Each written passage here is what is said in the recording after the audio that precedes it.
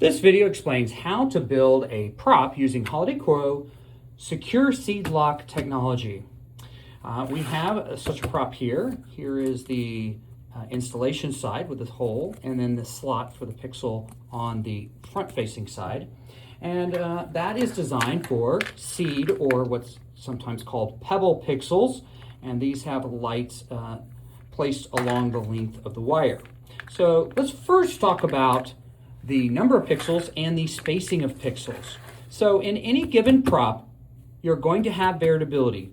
It's very common to have props have varying different spacing. For example, in this particular prop, we can see that we have a distance right here, and it's very close.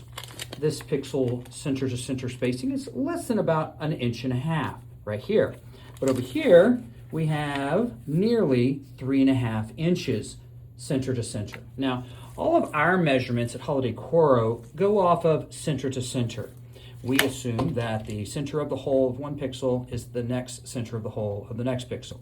So if you see a prop listed with a maximum spacing of 2.5 inches across the entire prop, some may be smaller than that, and some may be exactly 2.5 inches. So check our product listing for the maximum size. Now, you do not buy that exact size spacing pixel for seed pixels. You add 1.5 inches to that length.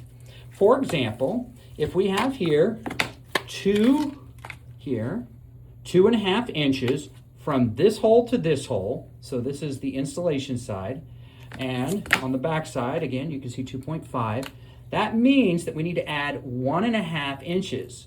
So that is going to be a 4-inch pixel string. So how are the pixel strings listed? Now, each vendor may be different. We list all of our center to center. So if you look here, this is about a 4-inch center to center pixel string. So in other words, this is designed for holes up to 2.5 inch with SeedLock. Actual dimensions are 4 inches.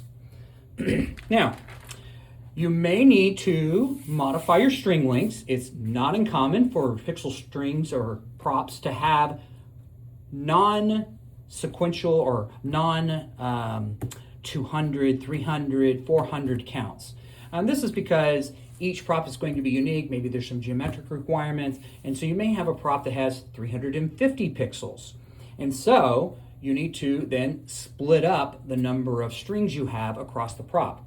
We recommend no more than 250 pixels per output. So if you plug this into your controller, no more than a total of 250 seed pixels per output. So what do you do if you have a 350 pixel prop? You could break it anywhere you'd like, but if it's 350, you might do 200 to make it nice and easy to keep and enter that data into your sequencing application, telling it your first string is 200, then your second string is 201 to 350. If you're making a prop with pre-made strings, such as this is 50 pixels, or you might purchase them at 100 pixels, that also makes it a nice breaking point where you put 100 plus 100 and you build it that way. Now, a very common method also to reduce cost is using bulk roll pixels. Now, these are the same pixels that you get with a connector on them. They just have no connector. If you're building a lot of props, this is really great because you can cut off exactly the number of pixels you need, and you can build it to your exact specifications. Now, these are typically available, again, 1 inch, 2 inch, 3 inch, 6 inch, so on. You do need to purchase, again, the maximum distance, center to center, that's listed in the prop for SeedLock, plus 1.5 inches. All right, so let's go ahead and take our string here, and we're going to use the 2.5 actual spacing between these two holes. Now, this is the front side. The front side is with the slot. So what we're going to do is turn it over, and we're going to take a seed pixel, and we're just going to fold it. So again, we're going to put it in the 2.5 inch slot. We're simply folding it over like this and pushing it through the hole. What that'll do is that gets you to the front side, and then you're simply going to lock it in place by turning it and then pulling it back through. All right, turn it and Now it's locked in place. So now you can see your wires flush there, and your pixel on the front is flush, and it does not come out. All right, you would then go over to the next slot. So now we're going to push in this pixel. So fold that again over, push that through, and turn it, then pull on our string and lock it in place. All right, so now you can see that even though this is a 4-inch string, you can see that it's actually got very little space here left over.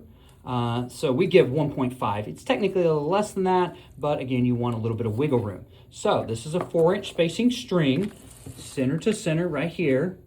But when installed on this 2.5, it is nearly flush. All right, so again, the key thing to remember is when you're installing them, the round hole side is the install side. Now, when you're installing it into a prop, you will start, and it's usually marked, you'll see a number like 1, and then as you follow it around, you'll typically see another number like 10, and then as you go around the prop, you'll see 170, then 180, and that's just to make sure you're on track. And so if you're building out something to exactly, let's say, 200 pixels, you should end up with 100 pixels in that particular slot. Now, how can you make sure of that? If you want, what some people will do is they will go ahead and configure their controller to output a specific number of pixels, like 100. And so you should have, if you're using, let's say, a bulk roll string, you should have that 100 pixels lit up. And then you'll know that last pixel should be 100 if you're stopping at a specific spot. All right.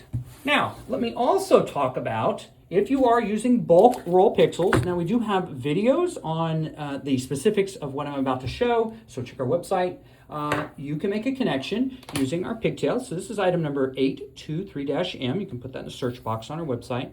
And you can attach this. So this is the end that would attach to your pigtail on your controller using HolidayCoro X Connect. And at the other end, and you could, of course, cut this shorter if you needed it. It's got cut tinned wires, and you can then attach that to the string that is coming from the bulk roll by using either solder shrink tubes. So this is item number 177. We really do highly recommend these. They're inexpensive.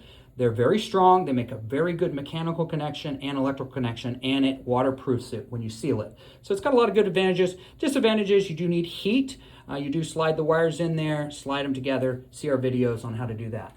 If you would like a non-tooled version, essentially what you can do, you just cut these wires flush, separate them, put them in to our push lock connector, and you slide them in, push them down, and they will make a connection. You'll see that there's little holes in here that hold the wires separate, and then there's a mechanical connection in there. So these are more expensive, but these are really great if, let's say, you're up on a ladder and you need to do a temporary connection. Again, a bit more expensive than solder shrink tubes. So each one is a valid solution. If you ever, of course, have any questions for us, always feel free to reach out to us at HolidayCoro.com/contact us.